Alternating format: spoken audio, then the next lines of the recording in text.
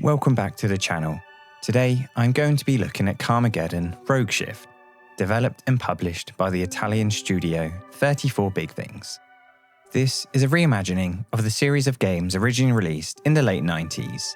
The cult classic, violent, open-world vehicular combat games, well known for their controversy having been heavily censored in many countries due to their violence, and in some countries, just outright banned. These games task the players with racing, while running over pedestrians to earn extra time and points. It featured groundbreaking physics in damage models and is often considered a pioneer of 3D sandbox driving games. Before Grand Theft Auto had fully established itself, the Carmageddon franchise stood apart from almost everything else on the market. What made it iconic wasn't the checkered flag, it was the wreckage left in your rearview mirror. It was a game that spat on the rules of professional racing and rewarded mass violence and destruction. A perfect fit for the rebellious edge of the 90s grunge era. And after a decade of silence and a few forgettable ports, the series has resurfaced with Rogue Shift, a title that attempts to marry classic car combat with a modern roguelike structure.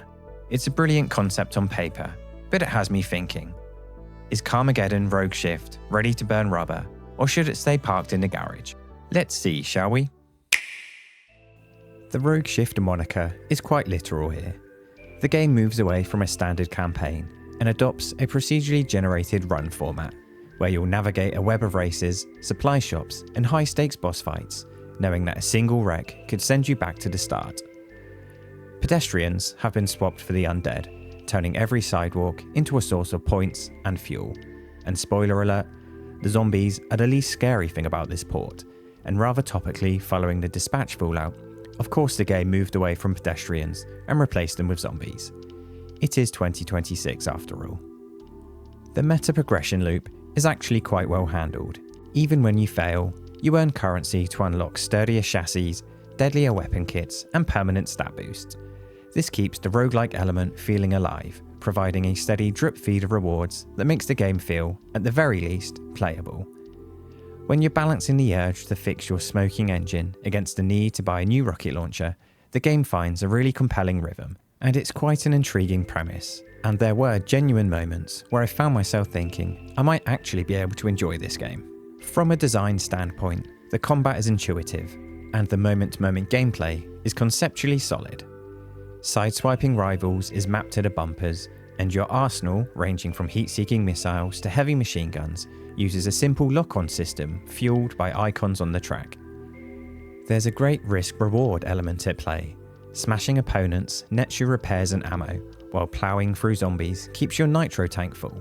And many of the power-ups act as double-edged swords, significantly upping your lethality while making your own car as fragile as glass. It's a system designed to keep you aggressive, but unfortunately, technical failures prevent these mechanics from ever feeling truly rewarding, and undermines almost every positive idea the game actually had. Visually, the game offers some imaginative playgrounds, a post-apocalyptic world brimming with potential, hugely reminiscent of Death Race and Mad Max universes. Sadly, what we got was Jaden Smith's After Earth. In theory, you'll tear through zombie-crammed airports, gladiatorial arenas with swinging wrecking balls, and damp industrial sewers. The car list is equally fun, featuring a range of not quite licensed vehicles that clearly pay homage to some rally icons. However, the presentation is jarringly inconsistent, and it truly fails to utilise the actual power of the Switch 2 hardware, and for the most part, it looks worse than a lot of racing games available on the Switch 1, in giving the dearth of options that really isn't saying a lot. The textures are often muddy, and the lighting is flat, giving the whole game a dated, unpolished look that dampens the excitement of explosions and just the overall spectacle in general. But I am sad to report that the visuals are the least of the game's issues. Now, the performance. Where do I even start? This is where the review takes a sharp turn into a ditch.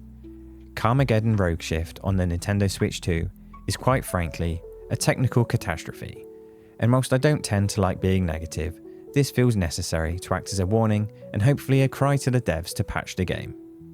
The texture streaming is agonisingly slow, with assets frequently popping in several seconds late, often leaving you driving over blurry blobs. The enemy animations are stiff and unconvincing, and the screen often fills with awkwardly moving zombies that blur together visually, and the input lag is near unplayable. This lag is the most egregious offender. There is a consistent half-second delay between pressing a button and your car reacting. In a game that demands high-speed precision and fast reactions, it's unresponsive and frustrating, with races regularly devolving into chaos for all of the wrong reasons. AI vehicles cling to your car and pin you in place, sometimes costing you a race. Picking up items becomes unreliable, and reacting to hazard feels guesswork heavy due to all of this lag. And for the pièce de résistance, the frame rate. This game isn't hitting 30 frames per second at any point. And while I have no technical analysis tools, I've read reports citing the FPS drops as low as 10 and caps out at close to 25. And honestly, all you have to do is watch any of this gameplay footage for a couple of seconds to see just how shocking it really is. But the cherry on top is the horrific frame pacing. Calling it unstable is being polite. It often drops to 60 milliseconds, causing severe stuttering, input lag, and a pretty nasty experience. Just to clarify, this is bordering single-digit FPS at times, as a Switch 2 specific game. I saw some complaints of multiple crashes, and while I did have one crash after about 45 minutes, that was it. But there are reports of people encountering multiple crashes, so it is likely an issue I've just lucked out on. Overall, I forced myself for about 4 hours of this, and I just couldn't take any more. I genuinely think I would have had a better time watching the Dragon Ball Evolution movie or The Last Airbender. The state of this game just hurts my soul. As for the pricing, well, that's one final kick in the mouth. As it currently sits, it's on the eShop for £35.99 in the UK, €39.99 or $39.99 in the US, and $55.99 in Canada. And the most positive thing I can say here is at least it's not a $70 game. As far as I'm aware, there are no plans for a physical edition, and honestly, until it's fixed, I hope it stays that way. So, is Carmageddon Rogue Shift any good? Being polite as I possibly can, no, and I cannot recommend this in any situation, and I am genuinely surprised at how it has gotten this far in its current state. I can only hope there is a launch date patch, or hopefully before then, if they get enough feedback. But they must have seen these issues at some point, surely. And the cheek of asking £36 for this. I'm trying my best to be constructive, but it's difficult.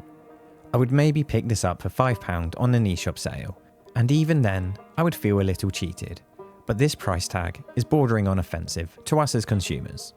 It's an unoptimized, unstable, and deeply frustrated piece of software that clearly wasn't ready for the road. It's heartbreaking because the core idea of the roguelike racing and the progression system is actually interesting and shows signs of promise, but all of that is buried under this mess of a port. With a massive amount of optimization and some serious patching, there might be a good game worth salvaging, but right now, it's a car wreck. And that's about as good of a pun as I can muster, because this experience was exhausting. The Carmageddon franchise deserves much, much better.